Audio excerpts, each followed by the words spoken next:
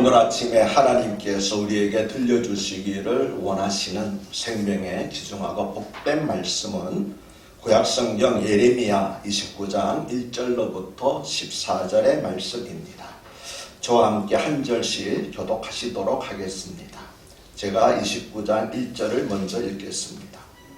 선지자 예레미야가 예루살렘에서 이 같은 편지를 느부갓네살이 예루살렘에서 바벨론으로 끌고 간 포로 중 남아있는 장로들과 제사장들과 선자들과 모든 백성에게 보냈는데, 그때는 여고니아 왕과 왕후와 궁중 계시들과 유다와 예루살렘의 고관들과 기능공과 토공들이 예루살렘에서 떠난 후라. 유다의 왕 시드기야가 바벨론으로 보내어 바벨론의 왕 느부갓네살에게로 가게 한 사반의 아들 엘리사와 힐기의 아들 그마랴 편으로 말하되, 만군의 여호와 이스라엘의 하나님께서 예루살렘에서 바벨론으로 사로잡혀가게 한 모든 포로에게 이같이 말씀하시니라. 너희는 집을 짓고 거기에 살며 텃밭을 만들고 그 열매를 먹으라.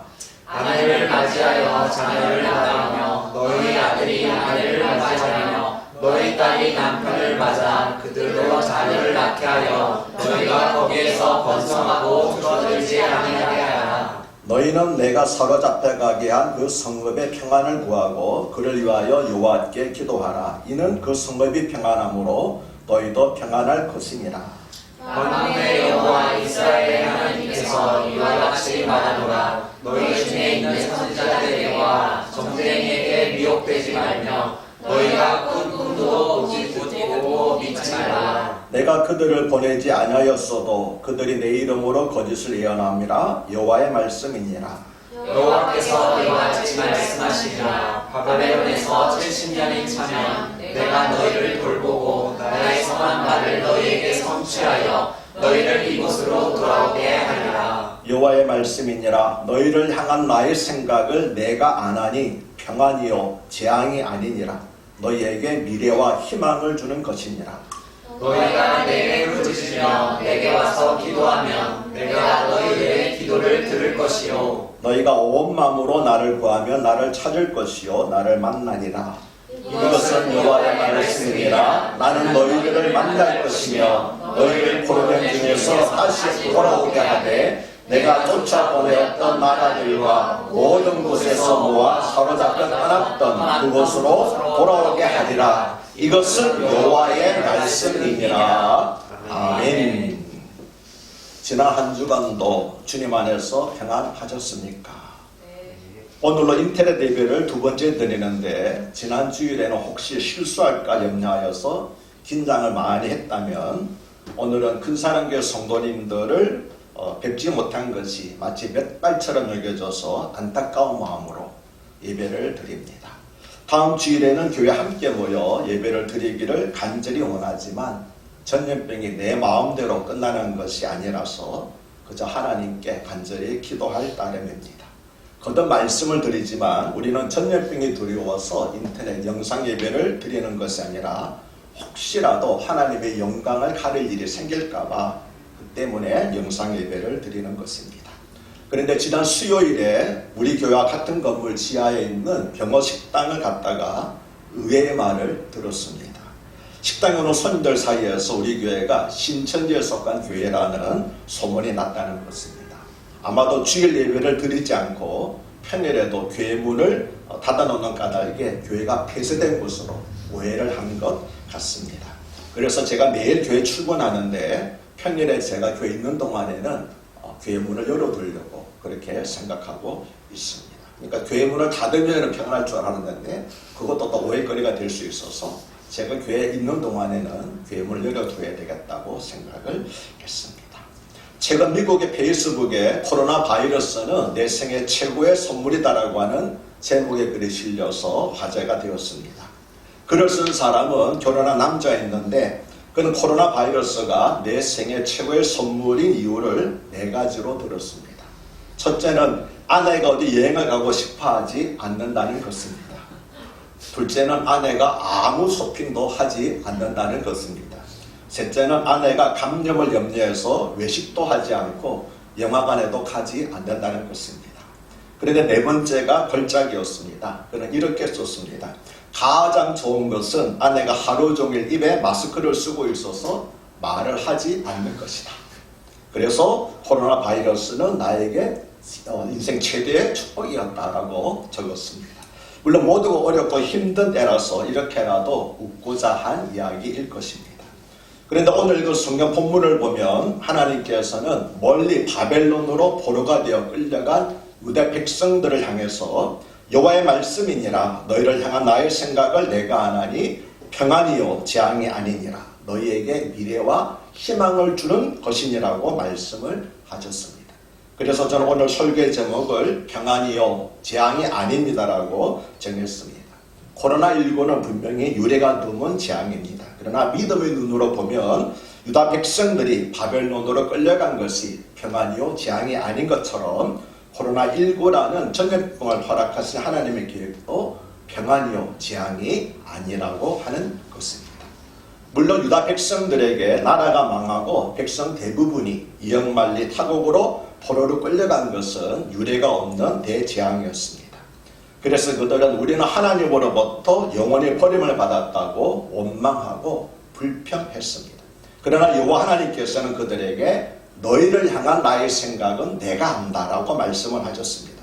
뭐라고 말씀하십니까? 그것은 평안이요 재앙이 아니니라. 너희에게 미래와 희망을 주는 것이니라고 말씀을 하셨습니다. 현대인의 성경은 이 말씀을 너희를 위한 나의 계획은 내가 알고 있다. 그것은 너희에게 재앙을 주려는 것이 아니라 번영을 주고 너희에게 미래와 희망을 주려는 계획이니라고 번역을 했습니다. 너희를 향한 나의 계획은 내가 알고 있다는 말씀은 거꾸로 말하면 너희는 즉 우리는 하나님의 계획을 알지 못한다는 것입니다. 그렇습니다. 우리의 생각과 하나님의 생각은 다르고 우리의 계획과 하나님의 계획도 다릅니다. 그 둘 사이에는 하늘과 땅만큼이나 차이가 있습니다.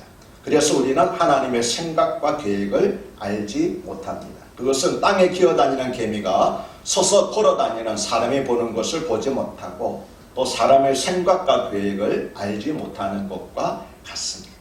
그런데도 우리는 우리의 기준과 경험으로 높은 곳에 계시는 하나님이 하시는 일을 판단하려고 합니다.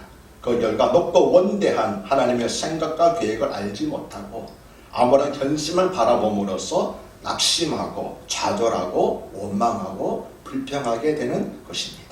오늘 설교 본문은 1절과 2절에서 선지자 에레미야가 예루살렘에서 이 같은 편지를 느부갓네살이 예루살렘에서 바벨론으로 끌고 간 포로 중 남아있는 장로들과 제사장들과 선자들과 모든 백성에게 보냈는데 그때는 여고냐 왕과 왕후와 궁중 내시들과 유다와 예루살렘의 고관들과 기능공과 토공들이 예루살렘에서 떠난 후라고 하는 말씀으로 시작합니다. 즉 오늘 설교 본문의 내용은 선지자 에레미야가 바벨론으로 끌려간 유다 백성들에게 편지를 통해서 하나님의 메시지를 전한 것입니다.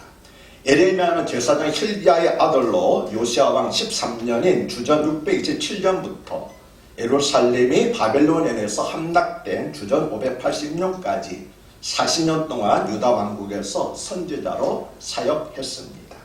즉 그는 유다 왕국 말기에 사역한 선지자였습니다. 그래서 에레미야를 눈물의 선지자라고 하는데 그렇게 부르는 이유는 그가 유다 왕국과 예루살렘이 무너지는 것을 지켜보면서 눈물을 강처럼 흘렸기 때문에 그런 별명이 붙은 것입니다.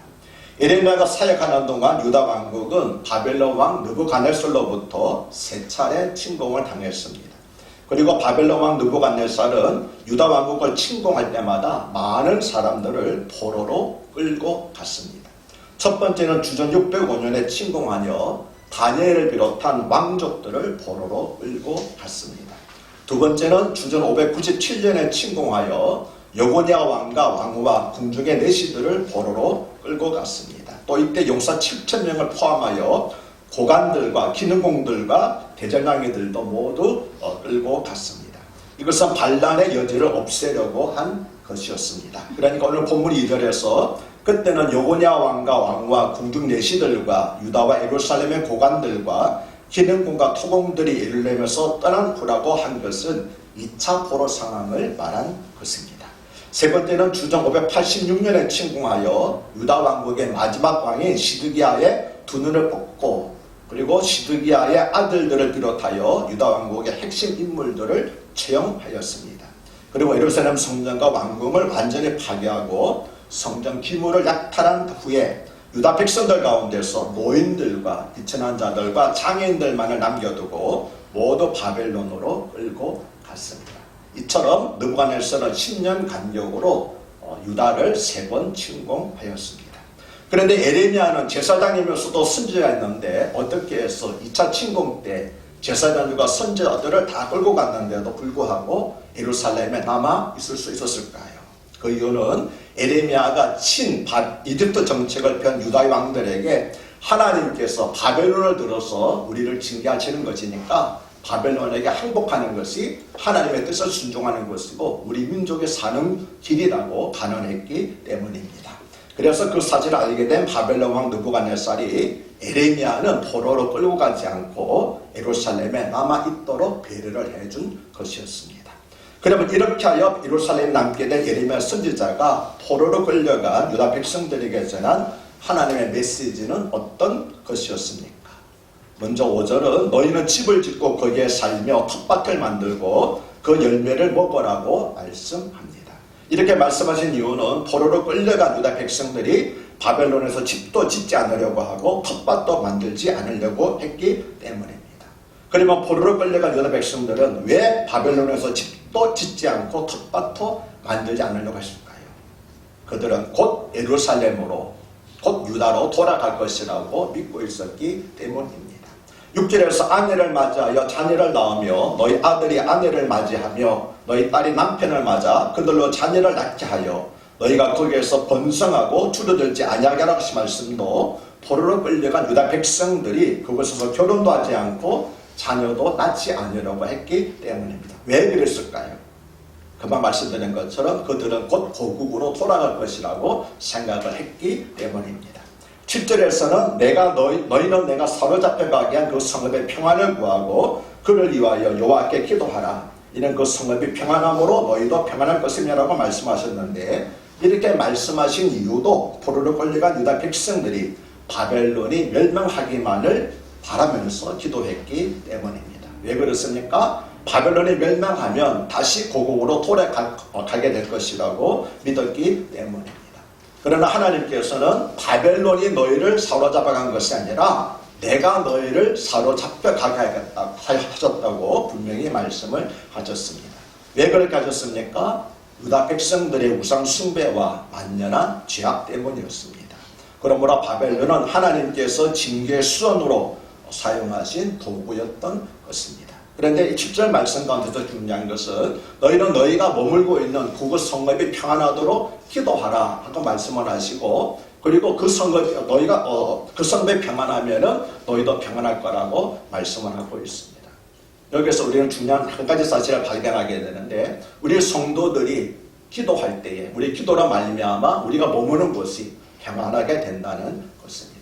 우리가 크게 어려움을 겪고 있지만 우리 성도님들이 마음과 뜻을 합하여 하나님께 간절히 이 땅의 평안을 구할 때 이 땅의 항마음을 보시옵소서라고 구할 때 하나님께서는 이 땅의 항마음을 거둬주시고 평안을 허락해 줄 줄로 믿습니다.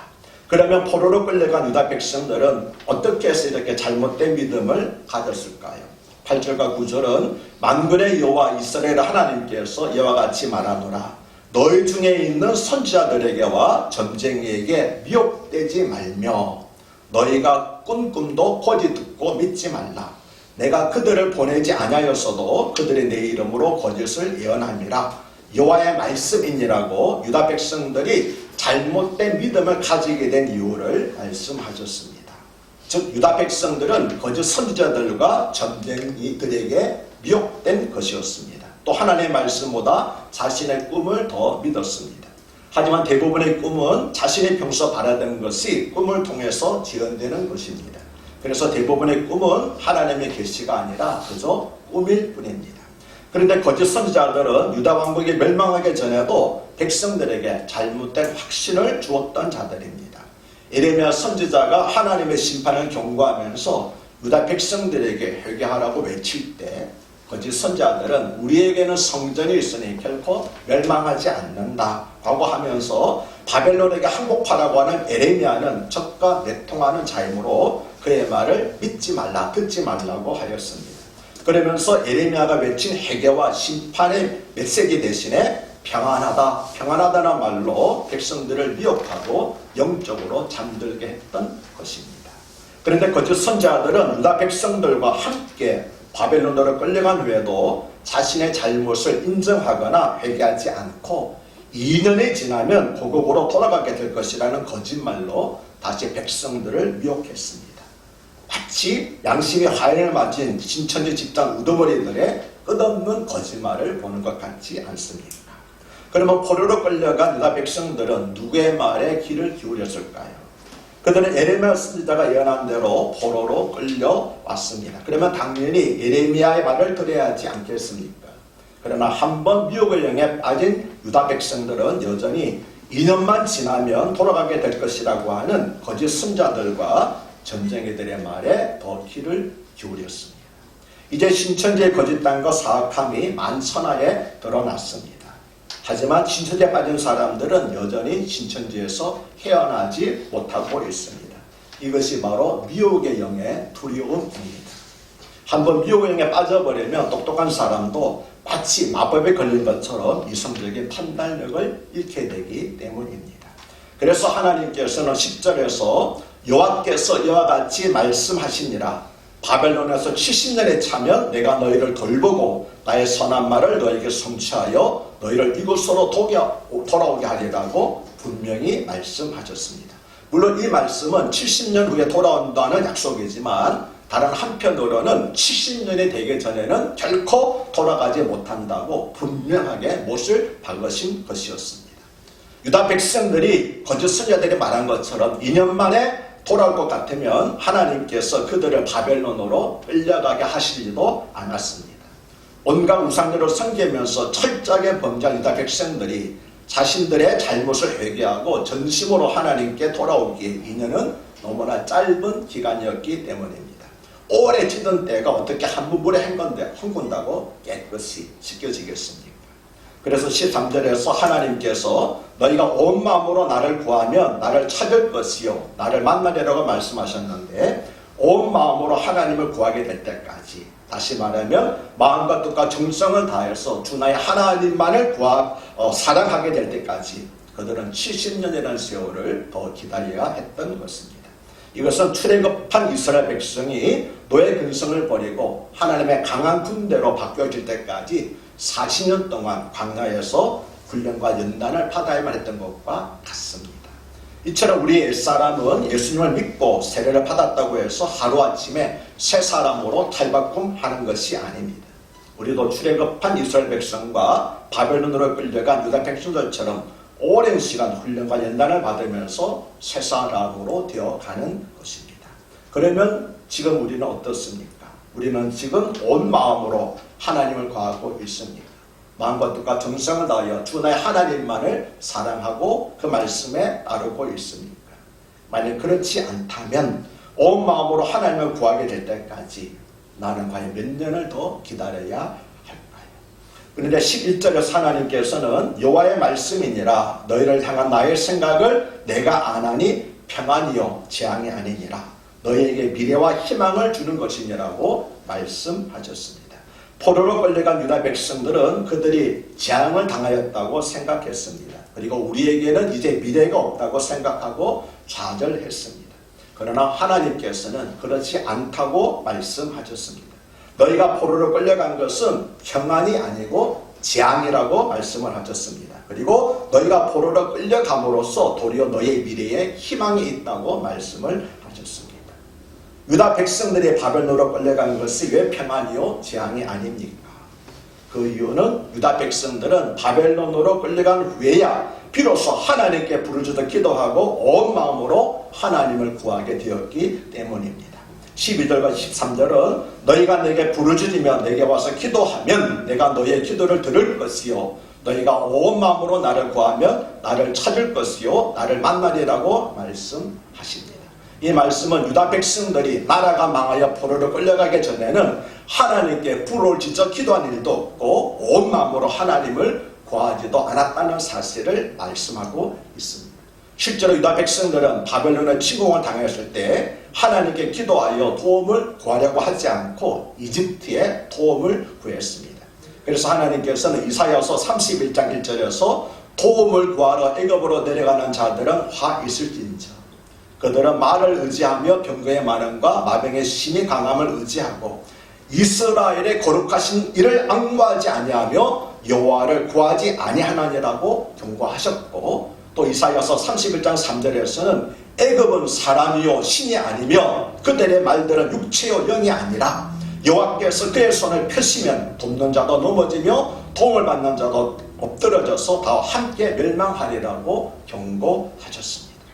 하지만 유다는 그 경고를 무시하고 계속 이집트를 의지하다가 갈그미스 전투에서 바벨론 군대가 이집트 군대를 전멸시킴으로써 결국 바벨론에게 예루살렘까지 함락을 당하고 포로로 끌려가게 되었던 것입니다. 유다 백성들은 나라를 잃고 바벨론으로 끌려간 후에야 비로소 하나님을 의지하지 않았던 자신들의 어리석음과 허물을 깨달았습니다. 그래서 그들은 포로로 끌려간 곳에서 하나님께 부르짖어 기도하기 시작하였고 온 마음으로 하나님을 구하기 시작을 했습니다. 포로로 끌려간 바벨론 땅에서는 하나님밖에는 다른 소망이 없었기 때문입니다. 사랑하는 여러분, 왜 유다 백성들이 바벨론으로 끌려간 것이 재앙이 아니고 평안이며 미래의 희망을 주는 것입니까?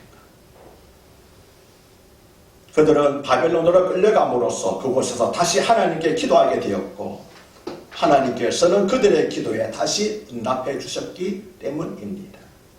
그들은 끌려간 곳에서 고난을 받을 때 다시 온 마음으로 하나님만을 구하게 되었고 하나님께서는 그들을 다시 만나 주셨기 때문입니다. 그래서 그들은 하나님의 백성이 다시 하나님의 백성이 되고 하나님은 다시 그들의 하나님이 되신 것이었기 때문입니다. 그들이 유다에서 있는 동안에는 그들은 하나님을 하나님으로 찾지 않았습니다. 우상을 하나님 대신에 섬겼습니다. 편안과 같았지만 하나님과 관계는 끊어져 있었던 것이지요. 사실 우리에게 가장 큰 재앙은 하나님과의 관계가 끊어지는 것입니다. 그리고 반대로 우리에게 가장 큰 은혜와 축복은 끊어졌던 하나님의 관계가 회복되는 것입니다. 사랑하는 여러분, 그동안 우리는 하나님 없이도 살 수 있는 것처럼 착각하며 살지를 않았습니까? 마치 요한계시록 3장에서 라오디아 교회가 말한 것처럼 우리는 부유하여 부족하여 부족한 것이 없도다라고 그렇게 살지 않았습니까? 그 결과는 무엇입니까? 예수님을 문 밖에 두었던 것이 바로 부유하여 부족함이 없다라고 그렇게 자랑하고 교만했던 라오디아 교회의 형편이었던 것입니다.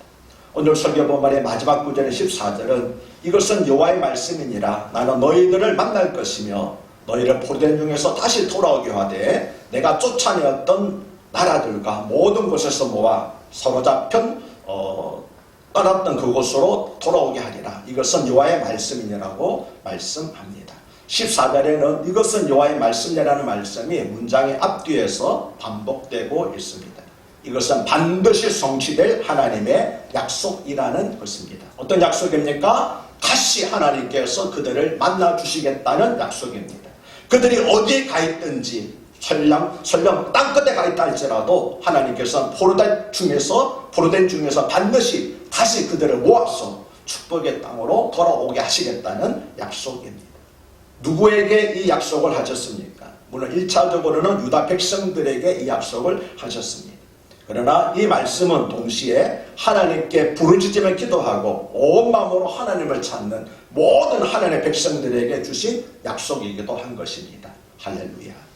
저는 설교를 시작하면서 믿음의 눈으로 보면 유다 백성들이 바벨론으로 끌려간 것이 평안이요 재앙이 아닌 것처럼 코로나19라고 하는 전염병을 허락하신 하나님의 계획도 평안이요 재앙이 아니라고 말씀을 드렸습니다. 이제 마지막으로 코로나19가 하나님 보시기에 재앙이 아니요 평안인 이유를 몇 가지로 말씀드리겠습니다. 첫째, 신천지 이단의 정체를 하나님께서 만천하에 드러나게 하셨기 때문입니다.